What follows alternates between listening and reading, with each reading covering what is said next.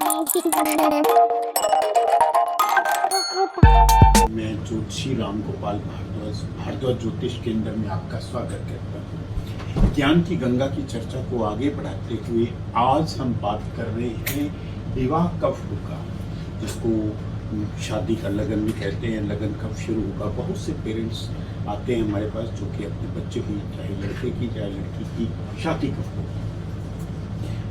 ये बहुत important question भी है। तो मैंने आज तक आपको काफ़ी वीडियोस जो है बनाई है। मांगलिक दोष के बारे में बनाई है, कब को कैंसिलेशन होती है।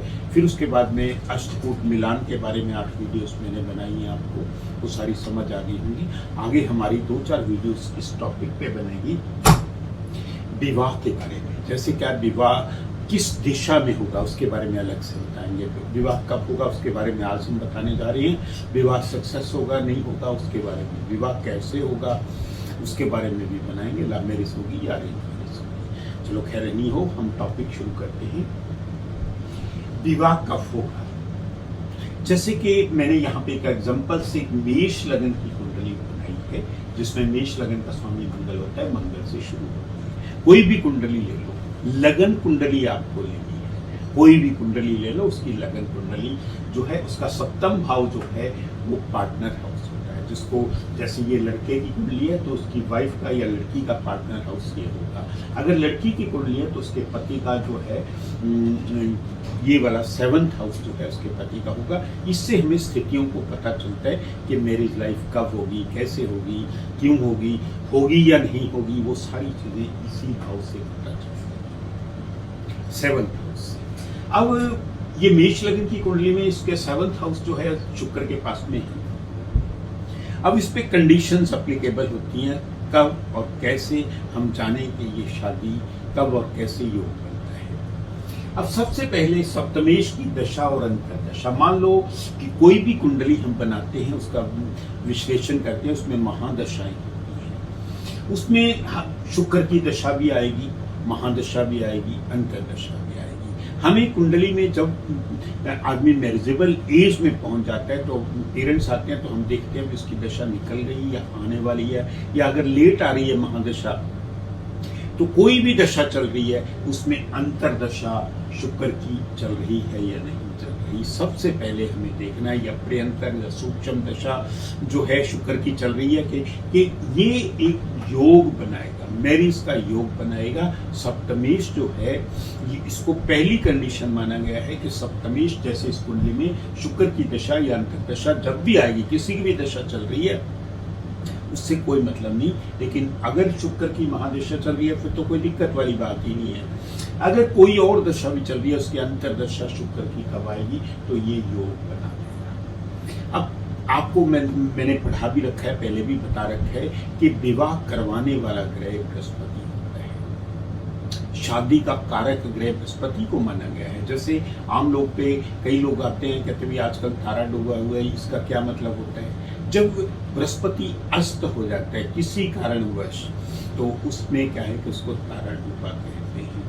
इसी तरह से शुक्र अस्त होता है तब भी शादी नहीं होती, क्योंकि शुक्र जो है, शुक्र ग्रह जो है वो शादी चलाने के काम आता है। कोई भी मैरिज सक्सेस तभी होगी अगर उस कुंडली में शुक्र की स्थिति बढ़िया है, क्योंकि ये शुक्र मैरिड लाइफ को व्यवस्थित करने में बहुत बढ़िया इसका रोल है। मैरिड लाइफ को चलाने के लिए, यू में से ड्राइव करने के लिए बहुत इंपॉर्टेंट है।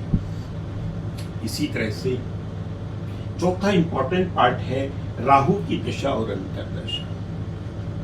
अब हमने क्या जाना है, कोई भी कुंडली में सप्तमेश का बहुत बड़ा रोल होता है, दूसरा बृहस्पति का बहुत बड़ा रोल होता है। तो शुक्र भी प्रेम का कारक ग्रह भी माना गया है और शादी को चलाने वाला ग्रह भी माना गया है। इसमें भी शादियां बहुत सी देखी गई है। फिर क्या है कि सबसे बड़ा रोल जो है उसके बाद में आता है राहु का। अगर राहु की महादशा चल रही है या राहु की अंतर्दशा चल रही है तो उसकी शादी मैरिजेबल एज है, तब भी शादी का योग बन जाएगा। राहु भी एक ऐसा ग्रह है जो शादी के कारण बनता है करवाने में। जैसे लोग जो भाग के शादी करते हैं, जो घर से मैंने ये छोड़कर पेरेंट्स की आज्ञा के बिना शादी करते हैं, या गंधर्व विवाह जिसको कहा गया, चोरी छिपकर विवाह, वो राहु करवाने वाला है।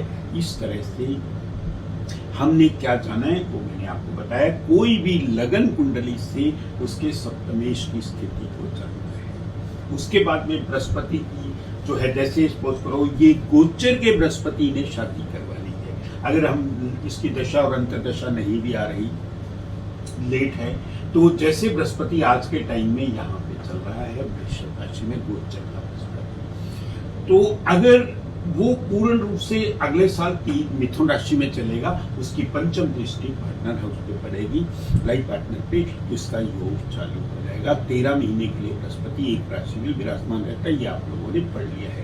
गोचर के बृहस्पति का बहुत बड़ा रोल है, वो चाहे लगन को देखे चाहे वो पार्टनर हाउस को देखे। अगर ये इस घर में भी बैठा है तो लगन को देखेगा, अगर लगन में बैठा है तो इस घर को देखेगा, या उसकी दृष्टि गोचर हो तो यहाँ पे लगन को भी देख रहा है, तब भी बृहस्पति शादी का कारक ग्रह है, शादी कर देगा।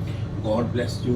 कुंडली को देखने के लिए धन्यवाद। जिन लोगों ने अभी तक मेरा चैनल सब्सक्राइब नहीं किया, please they are requested to subscribe my channel, क्योंकि आने वाली वीडियोस जो मैं लॉन्च करने जा रहा हूँ उसमें यह है कि किस दिशा में शादी होगी, शादी सक्सेस होगी कि नहीं होगी, शादी होगी भी या नहीं होगी, और ये लव मैरिज होगी या वो कैसे होते हैं, किस तरह से कुंडली का योग बनाते हैं, इसके बारे में आने वाली कुंडलियों में आपको डिस्क्रिप्शन इसकी दी जाएगी। God bless you all.